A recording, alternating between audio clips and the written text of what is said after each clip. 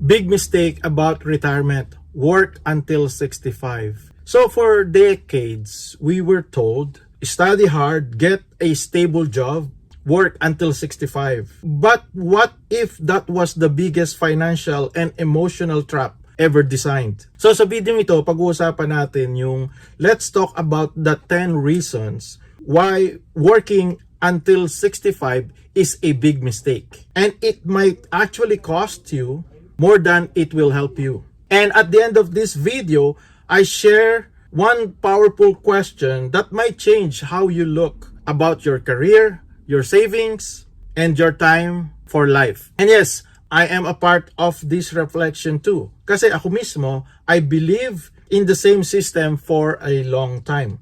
So if you ever ask yourself, when will I finally get to live freely? Then this video is for you. But before we start, bago tayo mag-umpisa, nais ko muna ulit pasalamatan ang lahat ng mga subscribers, sa lahat ng mga nagla-like at nagko-comment, at sa lahat ng patuloy na sumusuporta at tumatangkilik sa channel na to. At kung bago ka, if you are brand new to this channel, my name is Robbie. Ako nga pala si Robbie, and the bulk of my content is about Buhay Canada, Dream Retirement, at kung paano natin matutupad yung ating mga pangarap. So kung gusto mo yung mga ganyan topic, sana mag-subscribe ka para marami pa tayong mapag-usapan patungkol sa mga ganyang bagay. O di sige, mag-subscribe, mag-like, at mag-comment. And welcome to the channel. And join this community of like-minded people. Now, having said all of that, let's go to the video.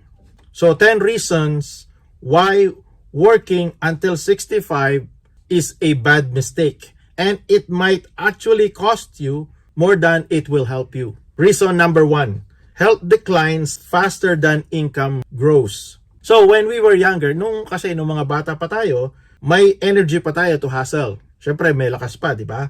Mag-overtime, mag-double job, kahit mag-triple job, at mag-ipon, mag-save. But by the time we reach 60, our health becomes our top priority. So we don't want to keep earning money at the cost of our health.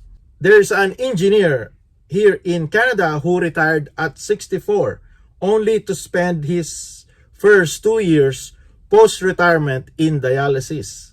At ang sabi niya, I work hard to afford a life, but I am now too weak to enjoy it. So this is the question for you. If your body could talk right now, what would it say about how are you treating it while chasing income? So kung makapagsasalita yung katawan natin, so ano yung sasabihin niya sa atin sa ating paghahabol sa pagkita kaysa sa pag-aalaga natin sa ating kalusugan? Reason number 2, time is not waiting for any of us. We all think we'll have more time later. Kasi marami talaga nag-iisip, next time na lang, saka na lang. Pero sa totoo lang, we can earn more money, but we cannot afford to buy more time. Every extra year of work is one less year with family, travel, or peace, or freedom. Halimbawa, example, a friend postponed their dream Europe trip for 10 years. But now their parents cannot walk long distances anymore. So sabi nila, they said, we saved the money but we lost the moment. So ang pinakamalungkot sa lahat, the saddest phase in retirement is maybe next year. Ngayon, ang tanong, what's one thing you've been postponing until later? And what if later never comes? Reason number 3, energy has an expiry date. Even if you're still physically okay at age 60, your energy, your drive starts to fade. You can still work, but you won't enjoy it the same way. Hindi mo na may babalik ang sigla at ang saya ng katawan mo. Example, try comparing your 30s and your 50s. The difference is not the skill, it's the stamina. The long nights, the weekend projects, the grind, those drain faster as you age. Then imagine that when you are 60. So don't wait until our body says no before we give ourselves the permission to rest. So another question, when was the last time you felt truly energized, and what would it take to feel that way again? Reason number 4, money alone cannot buy freedom. So we chase promotions thinking more income equals more freedom.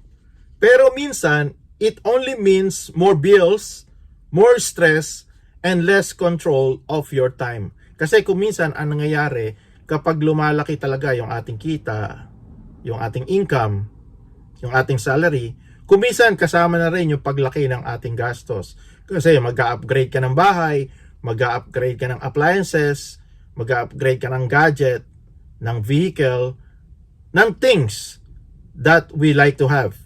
Kaya lalong tumataas yung ating bills. Ang resulta, more stress and less control of your time. So example, the manager earning 300k per month, pesos but cannot take a single weekend off. That is not freedom, that is golden handcuffs. He is rich on paper but bankrupt in freedom. If money controls our time, then we are not truly free. Ito yung tanong. So, be honest.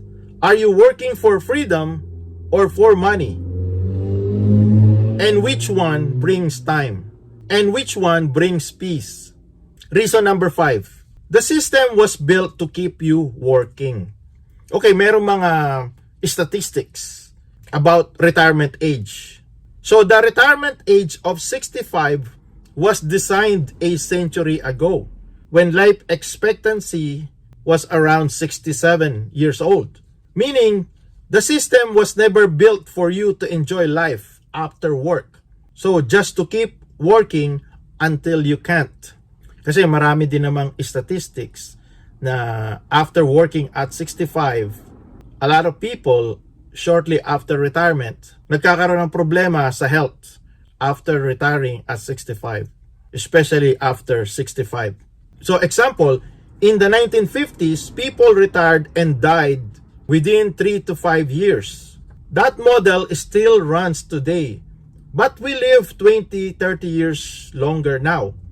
So we spend extra decades working for a system that was never updated for modern life. So ito yung question. Who really benefits when you keep working until 65? You or the system? Reason number 6. Success without health is still failure. So we celebrate people who never stop working. We celebrate retirement. 30 years in service, 35 years in service, 40 years in service. And there's nothing wrong with that. It's a good accomplishment.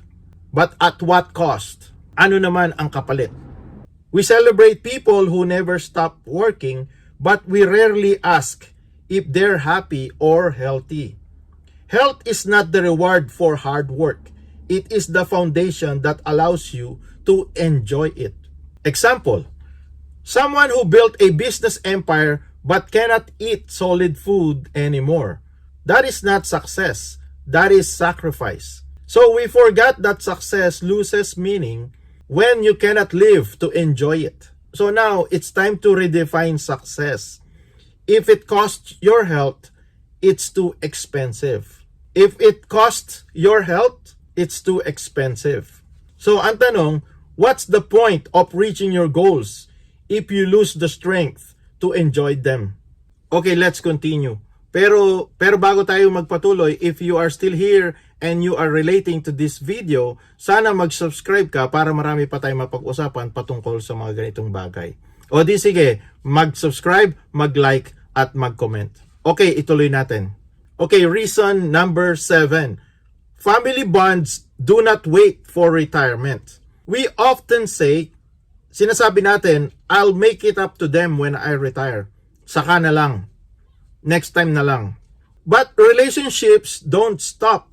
They fade quietly while we are too busy. Example, a father who missed his kid's milestone because of overtime. By the time he retired, they already built their own lives, he realized too late that presence can't be rescheduled. So don't wait for retirement to be present. By then, the moments might be already gone. So ito yung tanong, who in your life deserves more of your time, and are they getting it right now? Reason number 8, inflation eats your lifetime savings. So even if you save diligently, inflation slowly erodes it. So working longer does not fix that. Investing is smarter and simplifying lifestyle does. So hindi mo kailangan yumaman, although okay naman kung yayaman tayo, but we really don't need it. Hindi natin kailangan yumaman ng sobra. Kailangan mo lang maging wise habang may oras pa. So for example, meron kang 1 million pesos in 1995 that could buy a house. Today, it buys a parking spot. Although it's not our fault, it's not your fault, but that's inflation eating away silently. So always remember, you cannot outwork inflation, but you can outsmart it.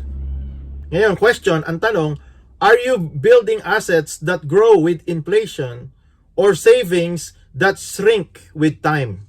Reason number 9, retirement should be a phase, not a rescue. So if you see retirement as an escape, it means you have suffered for far too long. Retirement should be your next chapter, not your first breath of peace. So for example, people who love what they do often retire into purpose, not boredom.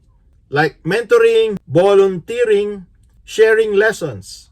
They don't stop working, they just stop sacrificing. So don't retire for life. Retire from the trade-offs. Now, the question is, what would your ideal day look like if you don't have to trade time for money anymore? And then, last but not the least, reason number 10, freedom has a deadline. There is a point in life where no amount of money can buy one more year of health, time, or energy. So that is why retiring early, or at least earlier than 65, or at least living free earlier, is not laziness, it's awareness. So another example, a nurse friend retired at 55. A modest home, a small business, travel with her husband, once said, "I rather have less money but more sunsets." Although more money is good, but more time is even much better. Although more money is good, but more time is much better. So the goal is not to die rich, but it is to live free while you are still alive. So the goal is not to die rich, it is to live free while you are still alive. Now here's the question. If freedom had a deadline, when would yours be? When would ours be? And what is stopping you from starting now? And what is stopping us from starting now? So if you are still working hard to reach the age of 65, maybe it is time to question who set that number in the first place. So sino ba ang nagse-set para sa atin? Sino ba ang nag-set for you and me to retire at 65? Is it our own choice or it is the system? So we do not retire because we are tired of work. We retire because we finally understand what is truly running out. Our health, our time, and our energy. And the best part, you do not need millions to retire early. You just need balance, the right mix of health, time, energy, and finances. So, the final question is, are you working for money or are you working for time? That question might change your life. That question might change our lives. And on that note, I'll take my leave. But before I go, nais ko muna ulit pasalamatan lahat ng mga subscribers at ang lahat ng mga nagla-like at nagko-comment at sa lahat ng patuloy na sumusuporta at tumatangkilik sa channel na to. At kung bago ka, and if you're brand new to the channel, my name is Robbie. Ako nga pala si Robbie, and the bulk of my content is about Buhay Canada, dream retirement, at kung paano natin matutupad yung ating mga pangarap. So kung gusto mo yung mga ganyan topic, sana mag-subscribe ka para marami pa tayong mapag-usapan para sa mga ganyang bagay.